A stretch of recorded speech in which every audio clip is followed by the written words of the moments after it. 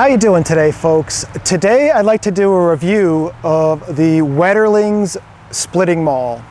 And I got this about a month ago, and I'm gonna, be pretty straightforward and say it did take me a little while to kind of get used to it. For me, the Wetterlings Maul was more of an acquired taste than an instant love. And there's a couple reasons for that, but before we get too far into the review, let me just take off this cool leather holster here to protect the edge, which I definitely like. Wetterlings guys, I like the snap ones. I've seen some older ones where there's a magnetic one. It just has a more old world feel with that snap, so nice job there. So here's the Wetterlings Splitting Maul, and it's got a 5.5 pound head. And let me just see if I can show you the measurements. So there you go. There's the length of the maul, and then there's the width of the cutting part there. There you go. And then, the one thing you'll notice about the maul, especially over here in the United States, is the handle is, I don't know if I can show you this, the handle is about 29 and a half inches long.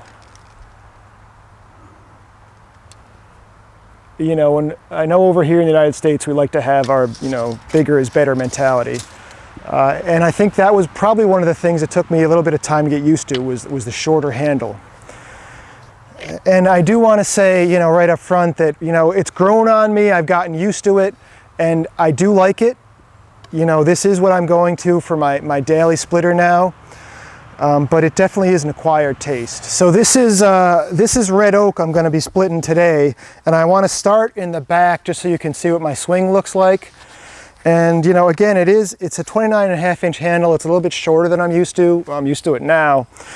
But what that shorter handle does is it allows you to be more precise. So if you want to hit the log at a certain spot, you're pretty much, once you get used to the feel of it, you're pretty much assured to make a very precise hit. And because it's such a good piece of steel, you've got a very sharp edge on this maul as well. So when you make that precise hit, you're going to cut into the wood really nice. And then because of this nice angle that forces the wood open and doesn't let the maul get stuck, once you're in the wood, it's going to split really nice. So with a larger log like this, what we're going to do is cut the outside off first. And it'll usually take me 3 or 4 hits. And I'll just, I know I'm not going to get through the wood the first time, but you see how it bounces off? And I don't know if you heard that, but you can hear that different noise. So now we've got a piece of wood cut off the edge. Now normally I would take this over to my tire, but for the sake of the video, then you can just go through and you don't really have to hit it very hard. Assuming there's no knots, and you're good to go.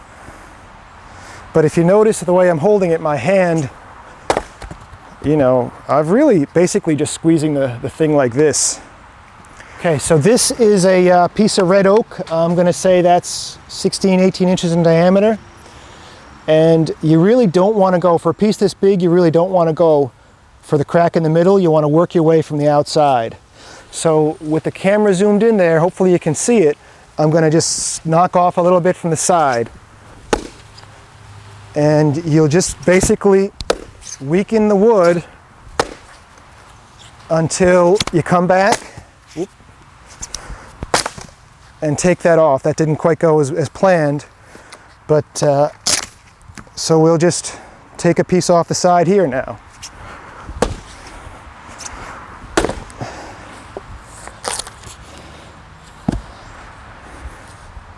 And then there is a knot over there. This one might not work, so I'll come to this side, see if I can take a piece off over here.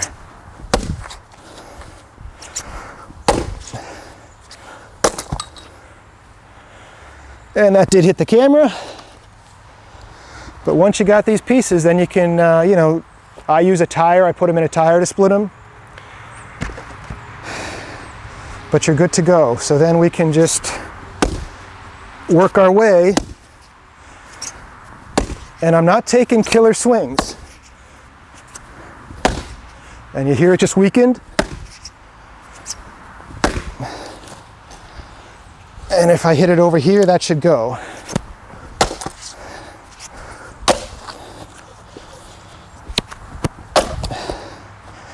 So we had a little bit of a knot in there. So that was, you know, that's how nicely this maul works. And it really doesn't get stuck in the wood. And I think overall, that's the greatest feature of this maul is it's razor sharp, doesn't get stuck in the wood, and it does, you know, it's not too heavy. So overall, yes, I think this Wetterlings maul is worth every penny. And if you're thinking about buying a maul, I say absolutely go for it. Give her a try. Let me show you what I do when I'm done splitting every day. What I'll do, and this is usually in the garage, is I'll take a wire brush and I'll just go through and, you know, clean off any schmecking and dirt on the maul. I'll take some very fine sandpaper and I'll try to just rub it right where the clearer part is to get any junk off of that as well. And then what I'll do is I'll take this guy right here. This is a diamond sharpener, and it's by DMT, and it's got a coarser side. The blue side is coarse, the red side is fine. So what I'll do is you open this guy up so you can hold it like that. And then I've got, I just got a red Solo cup full of water. I'll dip it in the water, and then I can touch up. There you go. I can touch up my edge. And I'll usually only split wood for maybe half hour, an hour at a time. So if you do this every time, your maul is going to be, you know, like new every time you use it. Or if you do split wood longer, if you've got more endurance than me, you know, after an hour, hour and a half, you know, give her a touch up. And, you know, why wouldn't you want to use the sharpest, you know, most ready tool possible? So folks, thanks for watching the review. If you have any comments or questions, please leave them below. And, you know, go check it out. I got this one at Bailey's online. They seem to have the best price. And I spend so much time, you know, looking at their website anyways. It just seemed like a good place to go. Have a great day.